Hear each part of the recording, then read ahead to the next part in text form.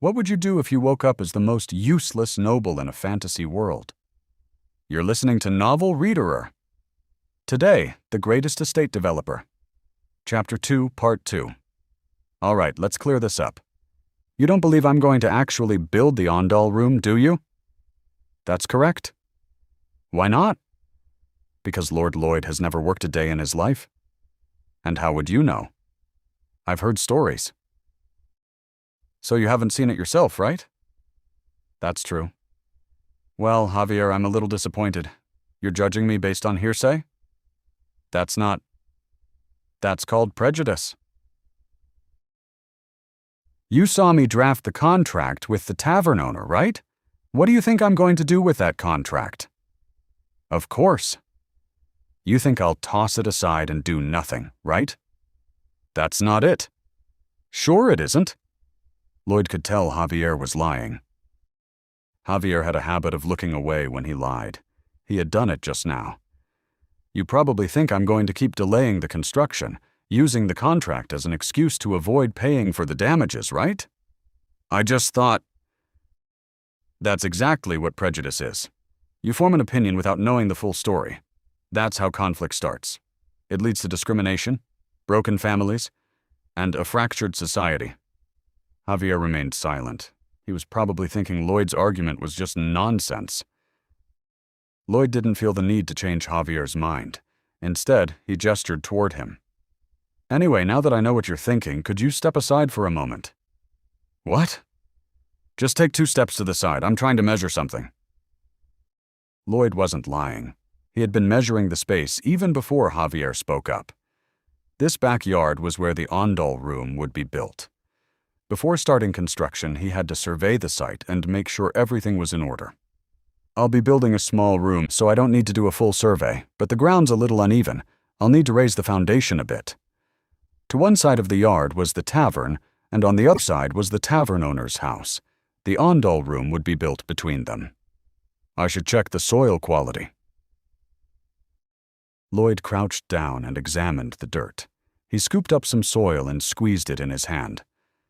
This takes me back to my school days. Handling the soil brought back memories of his soil mechanics classes. He had studied the properties of soil, like particle size and porosity.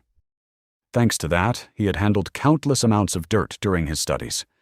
He had even rolled soil samples into little balls, kneaded them until they crumbled, baked them in ovens, and subjected them to all sorts of tests. Those experiences were now proving to be quite useful to Lloyd. This soil should be just fine. More than fine, actually. Despite the dull grayish surface, just a few centimeters down, the soil was a rich reddish-brown, perfect for building. It was Huangtou, high-quality yellow soil. Jackpot! Lloyd dusted off his hands and stood up, locking eyes with Javier, who was still watching him with a puzzled expression. What? What's with that look? You've never seen someone handle dirt before? I've never seen Lord Lloyd do it, at least. Well, get used to it. You'll be seeing it more often from now on. Javier's expression grew even more puzzled, but Lloyd ignored it and walked away. He wandered around the estate, surveying the land. To an outsider, it might have looked like a leisurely stroll, but Lloyd's eyes were focused on the terrain. He paid particular attention to the river that flowed through the center of the estate. He was looking for a good spot to collect a large amount of Huangtou. All right, time to get back home. But even after returning to the mansion, Lloyd didn't rest. This was his first project. It was crucial. The first step is always the most important. If the first construction project was a failure, word would spread. Then it would be much harder to attract the next client. He needed to succeed right from the start. A happy client means more money for me. Lloyd was used to staying up all night. He had done it countless times while balancing part-time jobs and schoolwork. So, from dusk until dawn, he filled sheet after sheet with detailed blueprints for the project. As soon as morning broke, he sought out the estate's administrator. How much lumber do we have in storage? Pardon? It was too early for this. The administrator hadn't even washed his face yet, let alone eaten breakfast. He blinked at Lloyd in confusion, as if wondering if the young master was drunk. "What do you need the wood for?" "What do you think? I'm going to build something. Here." "What's this?" "Get this amount of wood ready, and send it to the tavern's backyard. Got it?" When Lloyd decided to get things done, he did so quickly, like a bulldozer.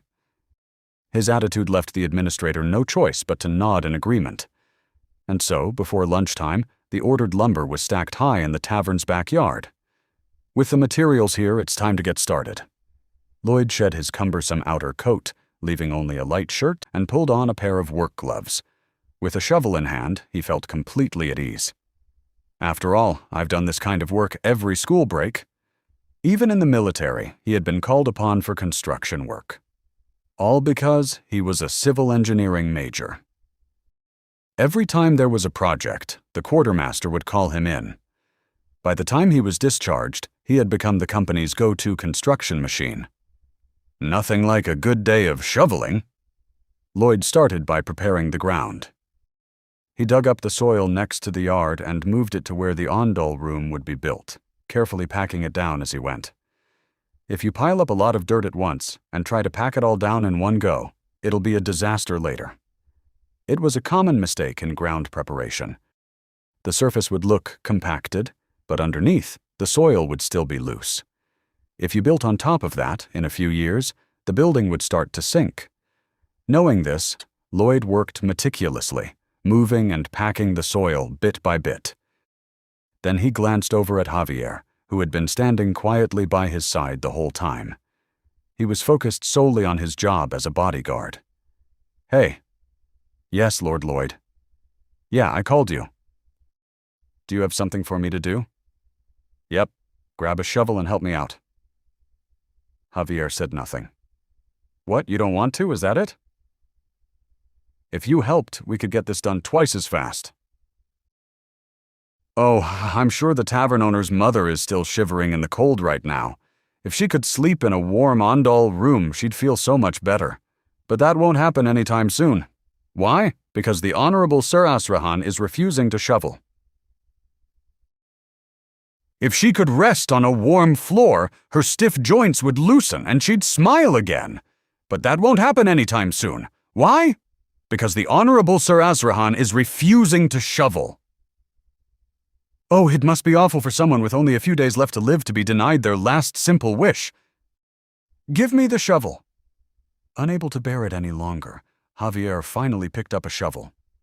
A wicked grin spread across Lloyd's face. And so, the wastrel noble and the nameless knight began their construction of the ondol room. News of their project spread quickly throughout the entire estate.